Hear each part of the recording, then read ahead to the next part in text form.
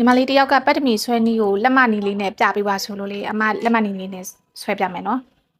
ပထမဆုံးပတ်တမီဆွဲတော့မယ်ဆိုရင်ဒါပတန်ဆက်ဖို့ပဲထားပါတော့အပေါ်မှာမြေတစ်ချောင်းပိတ်လိုက်မယ်မြေတစ်ချောင်းပိတ်လိုက်မယ်ပြီးရင်ဒီဘက်မှာလည်းမြေတစ်ချောင်းပိတ်လိုက်မယ်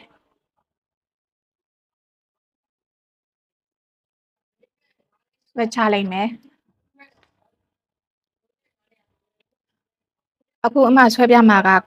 ခါဆိုရင်ဒီမှာခါ26ခါ26လက်မှာအရှိဒီမဲ့အရှိက39လက်မှာဘယ်ပုံ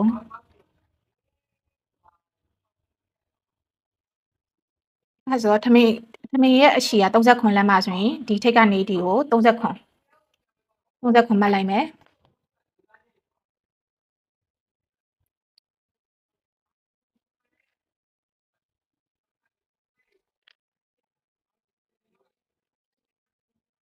39မှတ်မယ်ပြီးရင်မြေတစ်ချောင်းပိတ်မယ်ပြီးရင်ခါကကြတော့26လက်မှာ26လက်မှာဆိုရင်ဒီကနေဒီကိုတောက်ထည့်ဖို့26ကို8နဲ့စားလိုက်မယ်စင်ဒီစုံလဲတူတူပဲเนาะကိုခါအကျယ်ကို8နဲ့စားလိုက်မယ်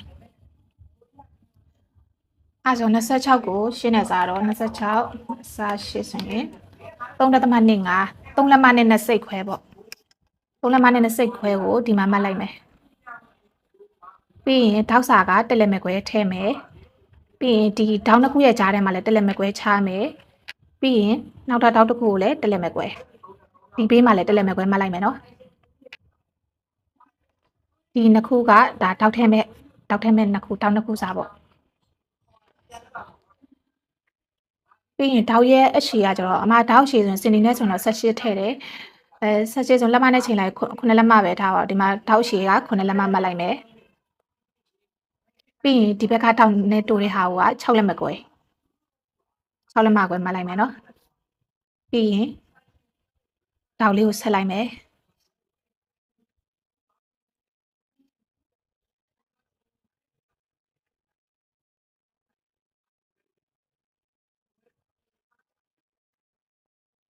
ပြီးရင်ဒီမှတ်ထားတဲ့အမှတ်ကနေဒီဘက်ကိုဘယ်လောက်ထပ်မှတ်မလဲဆိုတော့ခါကျယ်ကိုနည်းနဲ့စားမယ်ခါကျယ်ကကျွန်တော်26လက်မကိုနည်းနဲ့စားတော့73လက်မကိုတောက်စာဘိုက်တောက်စာ1လက်မပေါင်းမယ်ဆိုရင်ဘယ်လောက်လဲဆိုရင်14လက်မဒီကနေဒီကို14လက်မမှတ်လိုက်မယ်နော်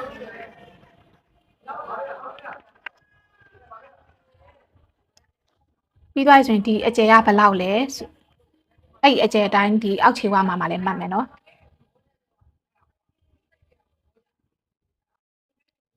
ပြီးရင်ညင်ပိတ်လိုက်မယ်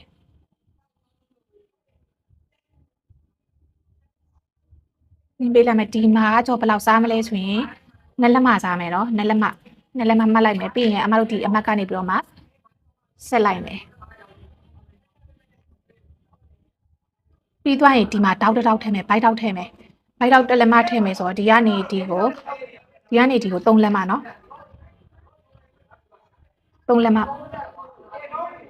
ပြီးရင်တောက်စာ1လက်မပြီးရင်ဘိုက်တောက်လေးရဲ့အရှည်ကကျတော့3ခွက်လက်မယူမယ်နော်ပြီးရင်အဲ့တောက်လေးကိုဆက်လိုက်မယ်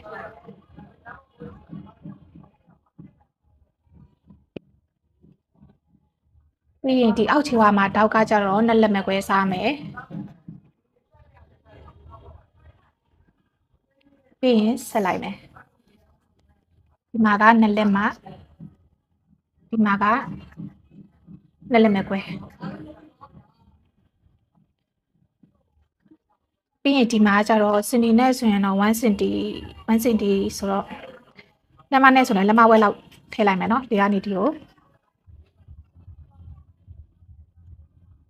လက်မဝက်နော်လက်မဝက်ထည့်လိုက်မယ်ပြီးသွားပြီဆိုရင်ပေခွေးလေးနဲ့ဝိုင်းလိုက်မယ်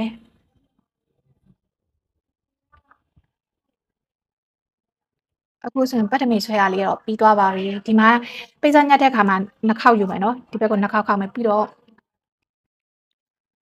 ပြီးတော့ပတ်ထမိန်ကိုအတွင်းဘက်ကတိတ်မပေါ်ခြင်းတဲ့လူတွေဆိုရင်တော့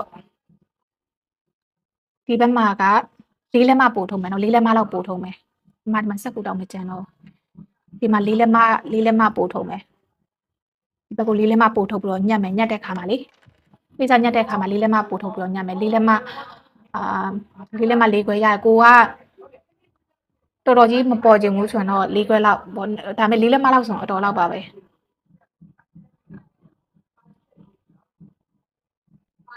ဒီမှာလေးလက်မပေးရခောက်စာအလွန်တော့ခောက်စာနဲ့ဆိုရင်ခောက်စာကတော့ကိုထားချင်တယ်လောက်ပေါ့